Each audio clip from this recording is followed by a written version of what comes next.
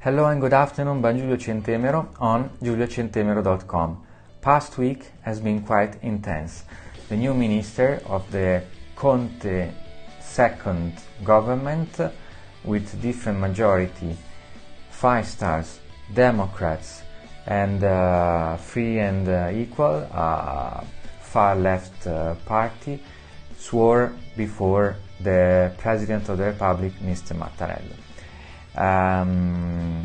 This government doesn't have a high approval rate by the Italians. The approval rate is slightly higher just than Gentiloni's government. The approval rate is equal to 41%, and Gentiloni's government, again left majority Democrats and some other parties, had 35%. While the first Conte government, the one League and 5 stars, had an approval rate of 60%. This approval rate is sustained also by the result of the last elections, where in the European election the League was the first party in Italy and basically the first party in Europe, electing 29 MEPs.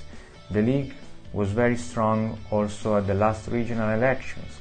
The League, I'm sure, will be strong and stronger, even stronger, in the next regional elections.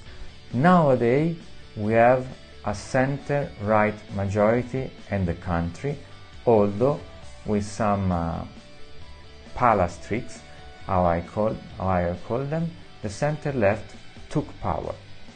So, this majority cannot run away from elections forever, and we will see what the Italians will choose.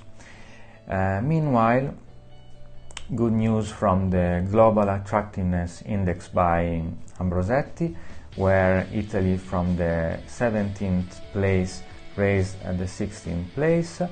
The priorities for Italy are indicated in simplifications, administrative simplifications, so cutting the red tape, and tax incentives. This is actually what the previous government was doing with the flat tax and the promise of larger, wider flat tax was made. But this promise will not be maintained because the new majority doesn't want the flat tax anymore, doesn't want tax incentives.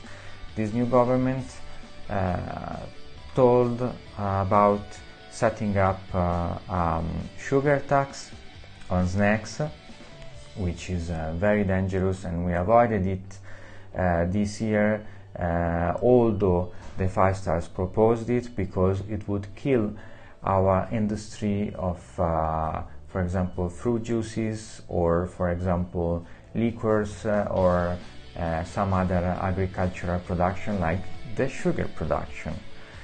And not much of sugar production is remaining in Italy. And non-deductibility of passive interest in the hands of the banks, and we saw how Italian banks are struggling to stay in competition with the other European and international banks. And again, taxing banks would mean restricting the credit to the real economy. It's not a real clever idea. And then again, carbon tax and maybe a substitutive tax on capital gains, which would not facilitate investors to buy participation in Italy. But we will see.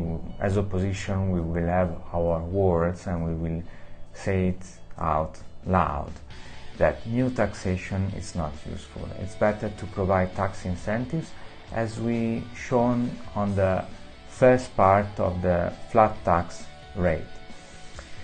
Then there are other surprises, like for example one alarm launched by MF, the Financial Times of Italy, Milano Finanza.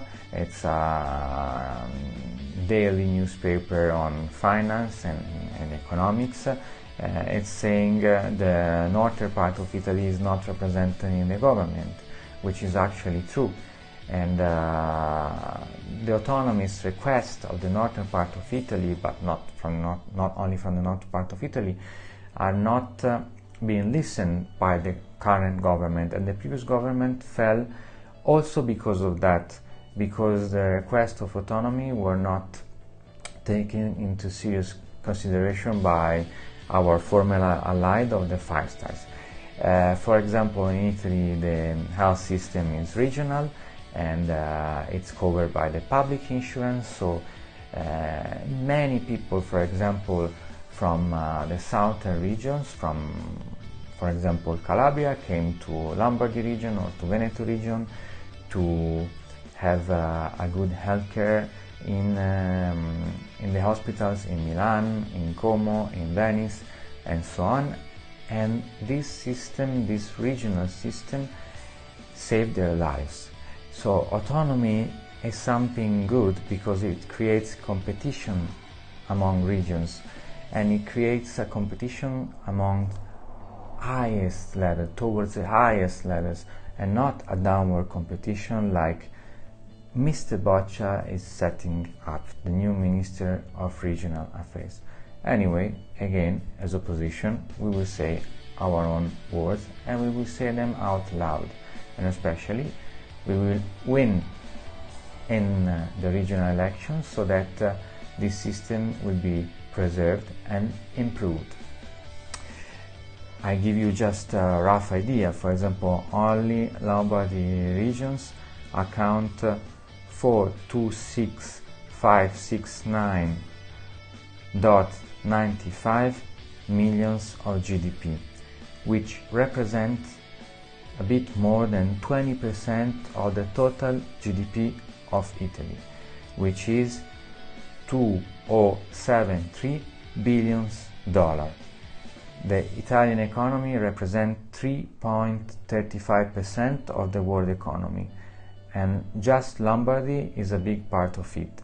Lombardy accounts 20% of the Italian GDP, but accounts only 10 million inhabitants over 60.5 million inhabitants of Italy. If you count also Veneto, Piemonte, and the other northern region, you will see increasing this ratio. Anyway, another weird thing which is happening is the total change approach toward deficit by the Democrats. They want to increase the deficit over GDP, and the total change attitude by the President of the Republic, Mattarella, was actually not supposed to express himself about the economy, but anyway, he's doing that towards the Stability Pact of the European Union. The League always said we should modify or reform the Stability Pact, and we were pointed out like terrorists, like the crazy people. Now President Mattarella said we should modify it, we should change it, we should reform it. Meanwhile, our migration policies were pointed out like terroristic migration policies, especially the closed port policies. But now the new Home Secretary of the majority Democrats, Five Stars, is saying the port will stay closed. So saying implicitly that Salvini's policies were good and they should be continued. I'm sure ideas always win. So stay tuned, because the League is going to win back the country very soon. Thank you for listening. I'll see you next week on giuliocentemero.com. Bye bye.